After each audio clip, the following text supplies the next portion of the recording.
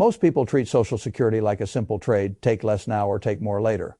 That is how the decision is usually sold, and that is why so many people get it wrong. If you isolate it from the rest of retirement, waiting often looks smarter. The monthly check is bigger, the break. Even math is easy to explain. The advice sounds responsible, patient, disciplined. I understand why advisors say it. Most of the time, they are pointing people in the right direction, but most of the time is not all of the time. And when a rule gets repeated too often, people stop asking the only question that matters. What system is this decision entering? Because Social Security is not a standalone asset. It is not a coupon clip from the rest of your life. It is not just a benefit statement and a filing age. It is one switch inside a much larger control panel. The moment you flip that switch, other lights come on. Some get brighter, some dim, some alarms stop, some new ones begin. Taxes change, portfolio withdrawals change, spousal planning changes, survivor protection changes, Medicare exposure changes, and for some people, the value of filing at 62 is not the check itself. The value is what that check allows the rest of the system to stop doing. That is the point almost everybody misses. I have spent enough time around capital allocation to know that people love visible money and ignore invisible strain. They see the larger monthly benefit at 70 and feel wise for waiting.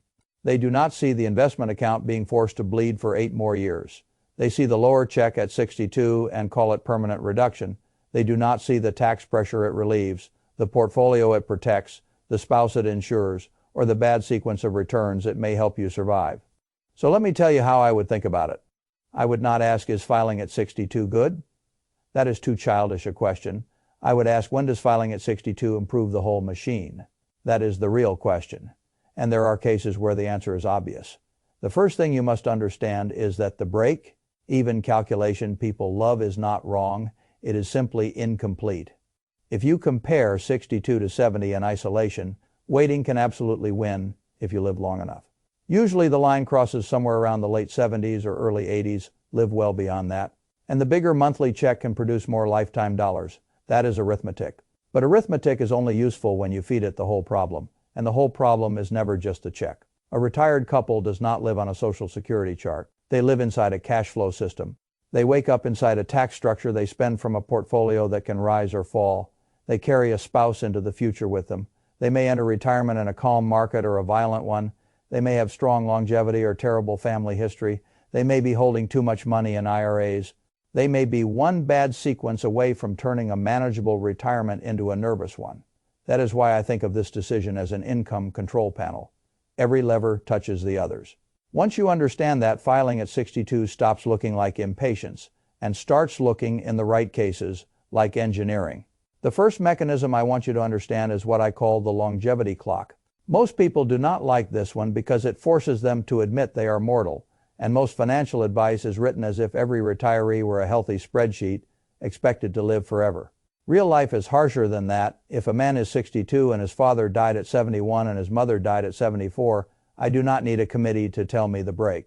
Even chart is not the whole story. If a woman has a chronic condition, declining mobility, or a family history that does not suggest a long runway, then filing later may produce a mathematically elegant result she never gets to enjoy. I have never believed in sacrificing the healthy years in order to optimize imaginary years.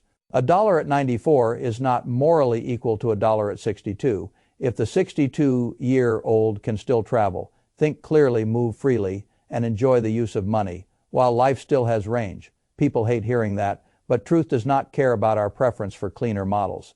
The longevity clock is brutal because it reminds you that maximizing income on paper is not the same thing as maximizing lived wealth. Lived wealth is what the money can do while you can still do things. If your timeline is likely shorter, the money now is not recklessness. It may be sanity. Now, let us move to the second mechanism, because this is where wealthy retirees can make surprisingly bad decisions. I call it the portfolio shield. If you retire into a calm market, the portfolio can do much of the heavy lifting while you wait on Social Security. If you retire into a declining market, the entire problem changes. A bad sequence right at the start of retirement does damage that is very difficult to undo because the account is not just falling, it is being forced to finance your life while it falls. That combination is vicious. If your retirement spending is $12,000 a month and all of it is coming from portfolio withdrawals while the market is down 25%, you are not investing anymore. You are liquidating under pressure. That is a completely different game. Every dollar you pull from a depressed account is a dollar that cannot rebound later. People talk about markets recovering, and they are usually right. What they fail to mention is that the retiree who sold into the decline does not participate in that recovery with the same number of shares. That is sequence risk, and it is one of the nastiest forces in retirement. Now suppose filing at 62 brings in meaningful money every month, not enough to replace the whole portfolio withdrawal, but enough to reduce it. That Social Security check is now doing something far more valuable than merely existing. It is serving as a portfolio shield. It is slowing the bleed. It is letting the investment account keep more of its principal during the very years when principal matters most. That is why I laugh when people say, but the check is smaller. Of course the check is smaller. That is not the question. The question is whether the smaller check is preventing you from doing something much more destructive with the rest of your capital. A smaller guaranteed check that reduces forced selling during a bad market can be worth far more than a larger delayed check that arrives after the damage is already done. When people only compare the checks, they are comparing labels on the medicine bottle and ignoring the disease. This brings me to the third mechanism, and this one matters enormously for married couples. I call it the survivor engine. A marriage is not two separate Social Security decisions. It is one household cash flow system with asymmetric risk. One spouse often earned more than the other. One spouse's delayed benefit is not just his own benefit. It can become the survivor benefit later. That means the household should not be asking, should both of us wait? That is usually too crude. The better question is, which check should be early and which check should be maximized? Now, I want to show you why this matters. Imagine Tom and Linda. Tom is 62 and recently retired. Linda is 60 and still working part time. Together, they have about $2.5 million, much of it in IRAs. Their household spending runs around $12,000 a month. Tom's benefit at full retirement age might be roughly $3,000 a month. At 62, it is lower, maybe around $2,100. At 70, it grows significantly, perhaps to about $3,700 and change. Linda's benefit is smaller because she earned less. This is where amateurs say both should delay, because that maximizes the monthly amount for each person. That answer sounds intelligent and can be stupid. If both delay, the household has to pull the full spending gap from the portfolio for years. If markets cooperate, perhaps no visible harm is done. If markets do not cooperate, the couple is forcing a large amount of fully taxable IRA money out every year simply to live. Now, let Linda file early at 62 when she reaches it. While Tom delays, what happens? Money starts coming in. The household withdrawal need drops. Some of those dollars coming in may be taxed more favorably than the IRA dollars they replace. And Tom's larger delayed benefit is still being built in the background, which matters not only while he is alive, but also for Linda later, if she survives him. That is why I call it the survivor engine. Tom's delay is not only about Tom. It is about the surviving household. Linda's early filing is not only about getting a smaller check. It is about keeping more of the portfolio intact, while Tom's bigger future check is being built. That combination can be magnificent. It gives the household income now, helps protect capital now, and still maximizes the more important long-run check. For many couples, that is the best of both worlds. When advisors tell every spouse to wait, they are often forgetting that the household is one machine, not two isolated calculators. Now let me say something uncomfortable. Many people who delay both checks are not being disciplined. They are being lazy with the household math. They are using a clean rule where a coordinated strategy is required. That may sound harsh, but I would rather be harsh with logic than polite with bad outcomes. The fourth mechanism is what I call the trust fund hedge. I want to be careful here because fear is one of the cheapest sales tools in finance, and I have no interest in frightening people into dumb moves. But probabilities still matter. The Social Security Trust Fund issue is real enough that it deserves a place in the control panel. If a person is 62 today, and we have a projected funding problem that begins to matter within the range of their delayed filing horizon, then filing later is no longer only a question of maximizing benefit. It becomes a question of policy risk. Now, I do not build plans on panic. Politicians have a habit of fixing things at the last politically acceptable moment. History is full of systems that looked shaky until the consequences of inaction became impossible to ignore.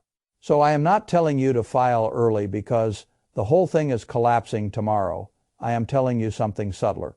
If you are the type of person who values certainty over promises, if you are building your retirement around what can actually be collected instead of what may be preserved by future legislation, then there is a rational argument for taking a reduced benefit earlier rather than waiting for the maximum benefit in a world where the rules could change, especially if you are already a high earner who has more to lose from a future means-tested solution. That is the trust fund hedge. It is not the primary driver for everyone, but it is not irrational either. And I have noticed something else. When people are affluent enough that they do not desperately need the check, they are often quicker to dismiss this risk. That is a mistake. The very people who are most likely to be targeted in future benefit changes are often the ones pretending such changes are beneath discussion. I prefer clear eyes. Now we arrive at the fifth mechanism, and this one is the most quietly powerful of the lot. I call it the tax swap. Most retirees underestimate how toxic an IRA only retirement can become. They think of withdrawals as income, and of course they are. What they often fail to see is what kind of income they are. IRA withdrawals are fully taxable as ordinary income. Every dollar comes out loaded. If a married couple is taking $144,000 a year from their IRA to fund life, they are not just spending. They are manufacturing tax pressure. Now introduce Social Security into the system. Does Social Security create taxes? It can, but it does not behave like IRA withdrawals. At most, only a portion of it becomes taxable, depending on the rest of the household picture. That means replacing a slice of IRA withdrawals with Social Security can reduce the overall tax weight of the system, even if the Social Security itself is not completely tax-free. That is the tax swap. You are swapping fully taxable dollars for partially taxable dollars. And in the right years, that does something else very important. It can create room. Not just room to breathe, but room for planning, room for Roth conversions, room to manage your bracket, room to avoid pushing the machine too hard in the wrong direction. This is why I tell people the years between retirement and required minimum distributions are not just empty years. They are planning years. They are the golden years, not because they are calm, but because they are flexible, and sometimes filing early for Social Security is exactly what makes that flexibility usable. A lot of wealthy retirees assume the right move is to live off the IRA, let Social Security grow, and convert later when it feels convenient. Sometimes that is right. Sometimes filing earlier reduces the tax pressure enough that the household can execute a smarter multi-year conversion plan than it otherwise could have. That is why the control panel matters. Every lever affects the others. The fatal mistake is treating the levers independently. Now let me say clearly what this does not mean. It does not mean everyone should run out and file at 62. That would be idiotic. For many people, delaying still wins. If health is good, markets are stable. There is little risk in drawing from the portfolio. The spouse situation is simple, and there is no special tax advantage created by filing early. Then waiting may absolutely be the superior choice. There is a reason the default advice exists. The problem is not that the default advice is always bad. The problem is that people mistake a default for a law of nature. It is not. And here is the deeper issue. People want a yes or no answer because yes or no answers are easier to repeat to friends and easier to tolerate emotionally. But no serious retirement plan is built from slogans. It is built from interactions. Social Security timing interacts with tax brackets. Tax brackets interact with Roth conversion opportunities. Roth conversion opportunities interact with future required minimum distributions. Those distributions interact with Medicare premiums. Spousal timing interacts with survivor protection. Portfolio withdrawals interact with market sequence. Trust fund risk interacts with benefit timing. This is not complexity for the sake of complexity. This is just reality. And if reality is a panel of switches, your job is not to memorize one rule. Your job is to learn which switch improves the machine you actually live inside. I have always believed that most financial mistakes come from one of two sources. People either value a visible number too much or they ignore a hidden consequence too long. The monthly Social Security check is visible. The tax relief, the portfolio protection, the spousal protection, and the sequence, risk relief, are hidden. That is why the wrong answer can feel so right. A 70-year filing age looks disciplined on paper. But if that delay forces you to strip, mine a portfolio during a weak market drives larger IRA withdrawals for years. raises taxes unnecessarily, and ignores the survivor structure of the household, then you have not made a prudent decision. You have made a cosmetically prudent decision. I have no use for cosmetic prudence. I want real prudence. Real prudence is when the whole machine gets stronger. So what should you actually do if you are approaching this choice? First, stop evaluating Social Security timing by itself. You are not allowed to ask the filing question before you have looked at the tax structure, the portfolio drawdown needs, the spouse earnings record, and your health reality. Second, run the sequence, risk test. Ask what happens if the market falls hard during the first several years of retirement. How much would filing at 62 reduce the portfolio withdrawal burden? What would that do to the long-term survival of the plan?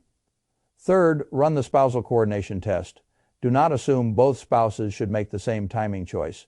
Ask which spouse's benefit is more valuable now and which is more valuable to maximize for later, especially from a survivor standpoint. Fourth, run the tax swap test.